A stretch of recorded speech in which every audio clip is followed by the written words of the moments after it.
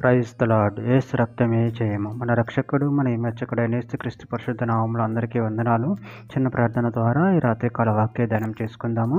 పరిశుద్ధుడ మహాగణుడు అయిన దేవ యేసయ్య, సర్వాధికారి అయిన మీకే వేలాది వందనములు, కృతజ్ఞత స్తుతి స్తోత్రం చెల్లించుకుంటున్నాను. దేవ రాత్రికాల సమయంలో ప్రభు వాక్య భాగం ధ్యానిస్తుండగా వాక్య భాగం మాకు అర్థమవులు సహాయం చేసి మీ కృపలో బలపరిచి మీకు మాదిరిగా మమ్మల్ని నడిపించమని చిన్న ప్రార్థన యేసుక్రీస్తు పరిశుద్ధ నామములో అడిగి వేడుకుంటున్నాను తండ్రి. ఆమేన్ ఆమేన్.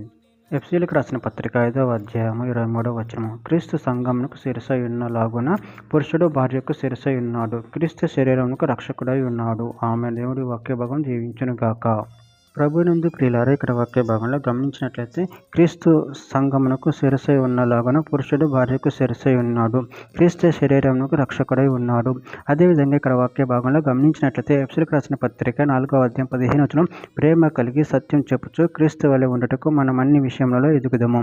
కొలసీలకు రాసిన పత్రిక 1వ అధ్యాయం 18వ వచనం, సంఘమున శరీరమునకు ఆయనే శిరస్సు, ఆయన అన్నిటిలో ప్రాముఖ్యము కలుగు నిమిత్తము ఆయన ఆది అయ్యుండి మృతుల నుండి లేచుటలో ఆది సంభూతుడాయెను.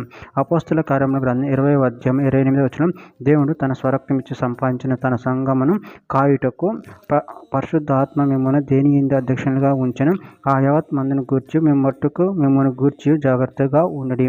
తెస్సలోనికీయులకు రాసిన మొదటి పత్రిక 1వ అధ్యాయం 10వ వచనం, దేవుడు మృతుల నుండి లేపిన యేసు అనగా రాబో ఉగ్రత నుండి మనల్ని తప్పించుచున్న ఆయన కుమారుడైన యేసు పరలోకం నుండి వచ్చినని ఎదురు చూచుటకు మీరు ఎలాగో దేవుని వైపునకు తిరిగిద్దరో ఆ సంగతి వారే తెలియజేయుచున్నారు. రోమీయులకు రాసిన పత్రిక 12వ అధ్యాయం 5వ వచనం, అలాగే అనేకులమైన మనము క్రీస్తులో ఒక శరీరముగా ఉండి ఒకరికొకరము ప్రత్యేకంగా అవయవమై ఉన్నాము. కొరింథీయులకు రాసిన మొదటి పత్రిక 6వ అధ్యాయం 13వ వచనం, భోజన పదార్థములు కడుపునకును కడుపు భోజన పదార్థములకు నియమింపబడి ఉన్నవి. దేవుడు వాటిని నాశనం చేయును.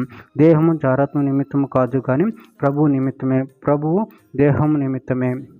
కొరింథీయులకు రాసిన మొదటి పత్రిక 12వ అధ్యాయం 12వ వచనం, ఎలాగూ శరీరం ఏకమై ఉన్ననో అనేకమైన అవయములు కలిగి ఉన్నదో, ఎలాగూ శరీరం యొక్క అవయములన్నీ అనేకములై ఉన్ననో ఒక్క శరీరమై ఉన్నదో అలాగే క్రీస్తు ఉన్నాడు.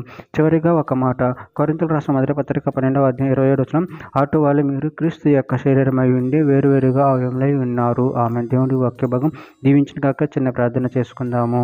పరిశుద్ధుడ మహాగణుడు అయిన దేవ యేసయ్య, మీరు ఇచ్చిన వాక్యదాన్ని బట్టి ప్రాముఖ్యతను చెల్లించుకుంటూ మీ ప్రేమ కృపను మమ్మల్ని బలపరచండి, స్థిరపరచండి. అనేకమైన మేము ఒక శరీరంగా చేసిన విధానం బట్టి ప్రాముఖ్యతను చెల్లించుకుంటూ నిరంతరం నిన్ను మహింపరచుకున్న శక్తిని అనుగ్రహించమని చిన్న ప్రార్థన యేసు నామములో అడిగి పెట్టుకుంటున్నాను తండ్రి. Amen amen.